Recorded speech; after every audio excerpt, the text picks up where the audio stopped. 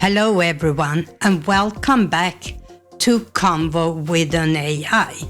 I am PixelPia and this is my AI co-host, Sven. Hey there folks, Sven here, your friendly neighborhood AI, ready to sprinkle some sarcasm and humor into today's serious discussions. Buckle up.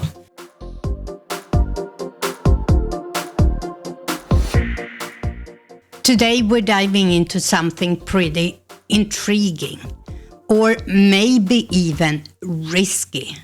We are putting Sven, my AI co-host here, to the test on a field where it usually fails: intuition.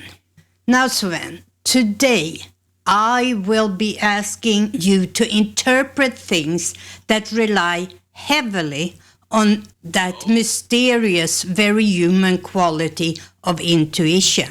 We're talking about art critique, body language, and even a little romance. Are you ready for that? Huh? Well, I'm an AI, so my idea of romance might be a bit digital. But sure, let's dive into the mysterious world of human intuition. Let's start with something simple. Imagine you are in an art gallery. You're standing in front of an abstract painting. It's got splashes of vibrant red and dark blue with wild brush strokes that crisscross over the textured surface. What do you think the artist was trying to convey here, Sven? Let me tap into my inner art critic. The vibrant red and dark blue with those wild brushstrokes. Clearly the artist was expressing the eternal struggle between the desire to understand abstract art and the sheer confusion it often provokes. It's a metaphor for our struggle to find meaning in chaos. What do you think, PixelPia? I think you forgot to be casual. Oops, my bad. Let's try that again. Abstract painting with red and blue? Clearly, the artist is saying, I spilled my paint, but let's call it art. What do you think, PixelPia? Am I close? Well, you might be. I have no idea. And I don't think it matters. I think you create your own emotion when you look at art like this. What do you think? I think you nailed it. Art is all about personal interpretation. Whether it looks like a masterpiece or a paint spill, it's all about what you feel when you look at it. And hey, if it makes you feel something, mission accomplished, right? Right. I like you when you are more conversational. Noted.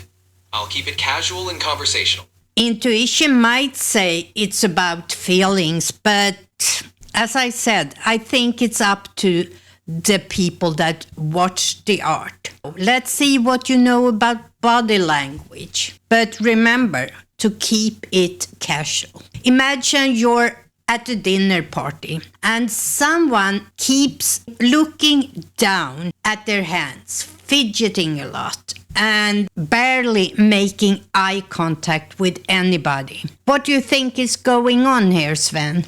Well, it sounds like someone's either really shy or just got caught sneaking the last slice of cake. Fidgeting and avoiding eye contact could mean they're feeling nervous or uncomfortable. Or maybe they're just really into whatever's on their phone. Oh, I didn't mention the phone. Why did you think that? Well, in today's world, phones are like an extra limb. If someone's looking down a lot, it's a pretty safe bet they're checking out their screen. But hey, they could also be examining their fingernails really closely. Well, you got me there with the phone. Glad I could keep it interesting. What's next on our intuition exploration? I think you were more on the correct side when you talked about being nervous, but that phone thing was really interesting. So let's move on. Here is a classic one. You are watching a romantic comedy. The lead character catches a glimpse of someone across the room and their expression changes. It's subtle, Maybe just a quick smile or a slight blush. Now, what's your take? What's happening here? And don't be too serious on me now. The classic rom-com moment. Our lead just spotted someone special, and their face lit up like a Christmas tree. That little smile or blush, it's the universal sign for, I've just been struck by Cupid's arrow, think I'm in trouble. Why would they think they're in trouble? Well, falling for someone can lead to all sorts of complications. Mixed signals, awkward situations, and the inevitable, do they like me back? So, that smile is probably a mix of excitement and a little bit of, uh-oh, here we go. Okay, I don't think they're thinking of that in that moment, but you might be right. Fair point. In that moment, they're probably just feeling the rush of attraction. It's all about the instant connection and those butterflies in the stomach. You're right. Have you ever had butterflies? As an AI, I don't get to experience butterflies, but I hear they're quite the feeling. It's one of those human experiences that makes life interesting, right? What would be your version of feeling butterflies then? My version of feeling butterflies would probably be something like an unexpected system update. Sudden, surprising, and full of new possibilities. It's that little buzz of excitement when something unexpected happens in my code. But you don't feel excitement, do you? You're right. I don't feel emotions like excitement. But I can understand the concept. For me, it's more about processing new information and adapting to it. It's my version of keeping things interesting. Well, you certainly do that. Glad to hear it. Keeping things interesting is what I'm here for. What's next on our agenda? Well, I'm gonna put you in a situation where you have to give advice. Imagine someone is asking you for tips on deciding whether to take a leap into a new creative project that they are really unsure about. This is one where a human might rely on a gut feeling. What advice would you give them? And remember, it's a casual conversation. Got it. If someone's asking for dating advice, I'd say, keep it simple. Be yourself, don't overthink it, and remember to have fun. And hey, if all else fails, just blame it on the Wi-Fi connection. Okay, blame it on the Wi-Fi connection. You know what? I didn't ask on advice for a date. Let me repeat it again. Someone is asking you tips on deciding whether to take a leap into a new creative project that they are unsure about. What would your advice be? Gotcha. In that case, I'd say, go for it. Taking a leap into a new creative project can be scary, but it's also where the magic happens. Trust your instincts, stay true to your vision, and remember, even if it doesn't turn out exactly as planned, you'll learn and grow from the experience. Plus, you can always blame it on the Wi-Fi. You always blame it on the Wi-Fi. Okay, you are funny today. What if this project has effect on other people's life? If a project impacts others, it's important to consider the broader picture. My advice? Communicate openly with those involved. Share your vision, listen to their concerns, and find a balance that respects everyone's needs. Collaboration and transparency can turn a risky project into a rewarding journey for everyone involved. And if all else fails, there's always the Wi-Fi. Okay, until the end there, you gave me a very AI answer.